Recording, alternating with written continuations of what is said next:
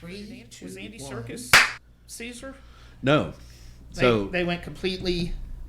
Yeah, so this is or the Kingdom of the Planet of the Apes. This is the third one Fourth, actually.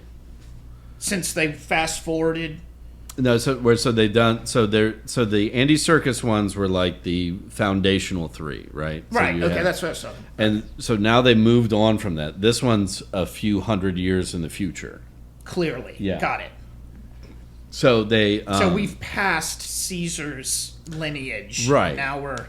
what do I have? Or I had something down, or I might have texted you. It's a reboot, non-reboot, Yeah, no, that's right? Yep. So they're continuing the story, but none of the original People portrayers at all. are there.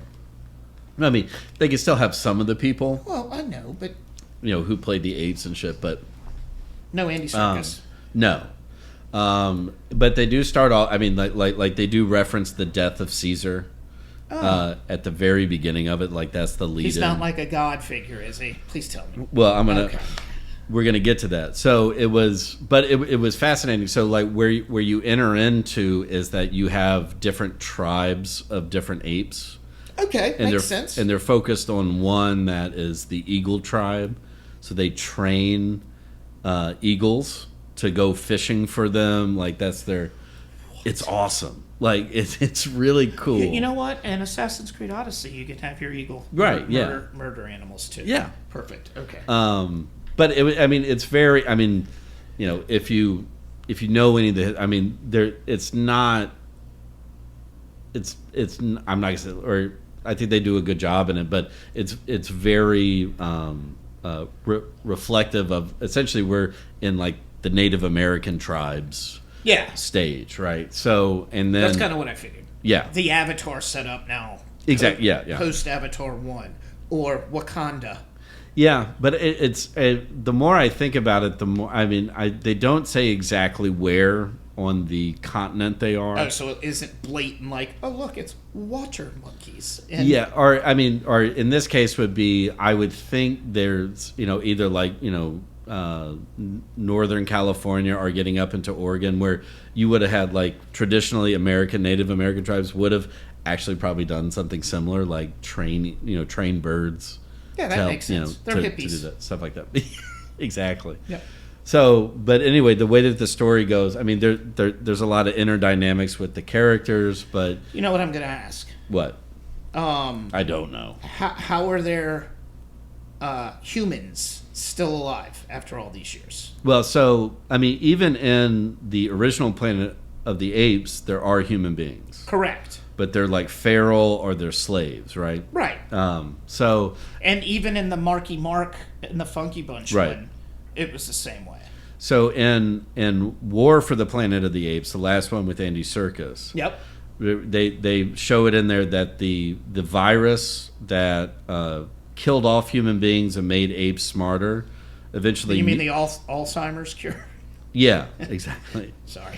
But it's after it mutated a couple of times, what it does is it takes away the human's ability to speak.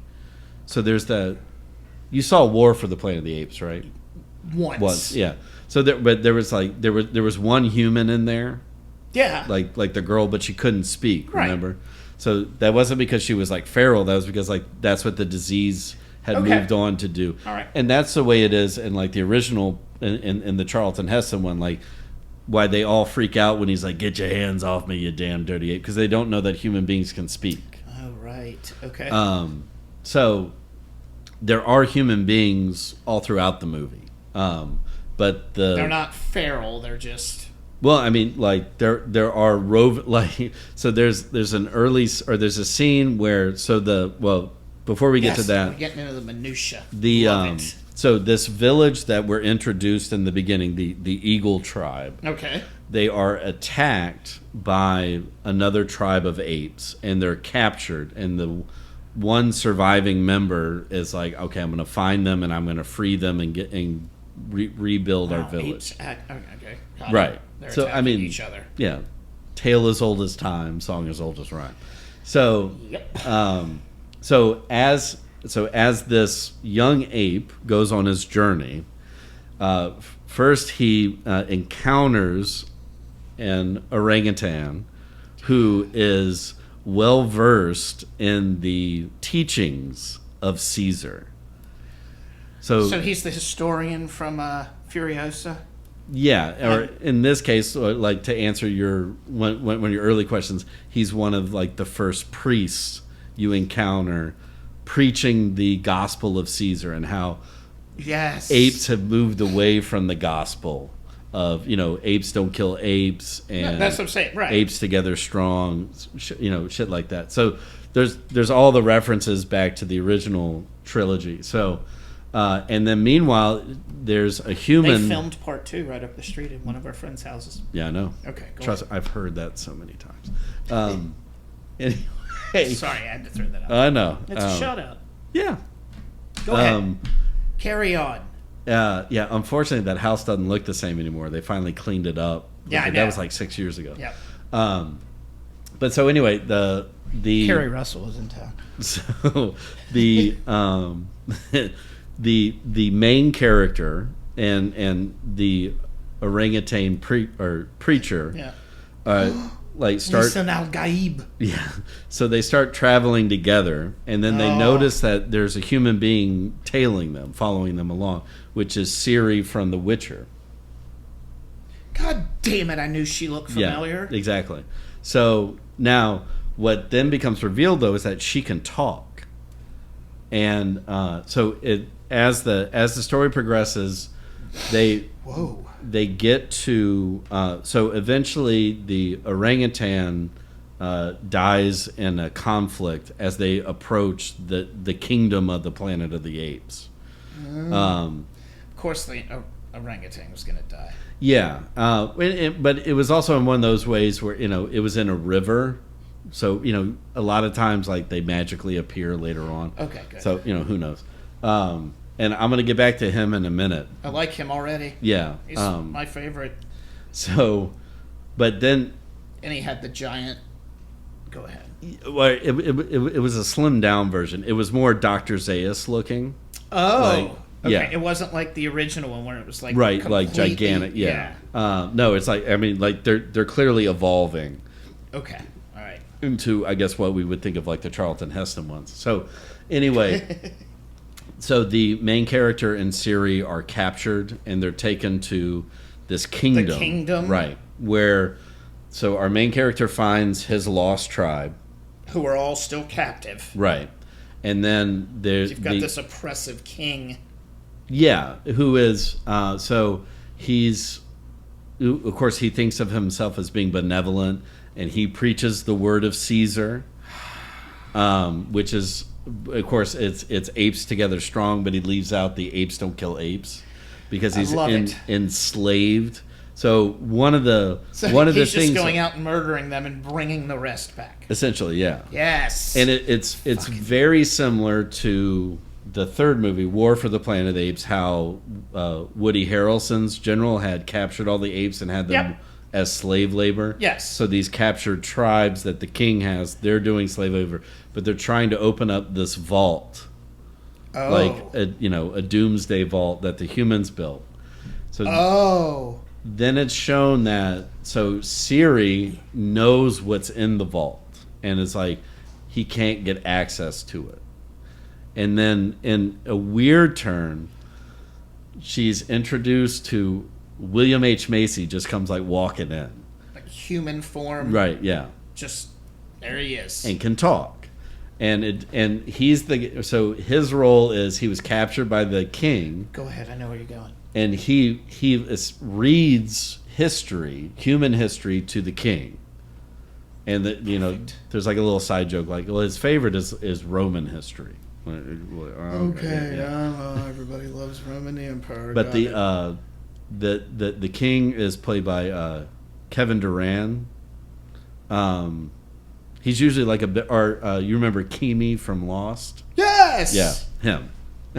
Oh, that man's amazing. Yeah, and he does a fantastic. I mean, obviously you don't see his face, but no. he does a fantastic job playing this, psychopath monarch. Gorilla. Silverback, please. No, tell me he's not. No, he's a chimp. So That's a chimpanzee for. yeah, not a chump, but a chimp. Well, I mean, Keamy was the man. So anyway, story progresses is that our main character who's trying to free his tribe teams up with Ciri, and that they're going to destroy what's ever in the vault so that the king can't get it, and then by doing so he'll be able to free his tribe. And they do this whole thing, and they show inside the vault is like tanks and like guns aplenty, Military right? cash. But Ciri takes like a secret encoded message out of like a hard drive. Jesus, Siri's smart.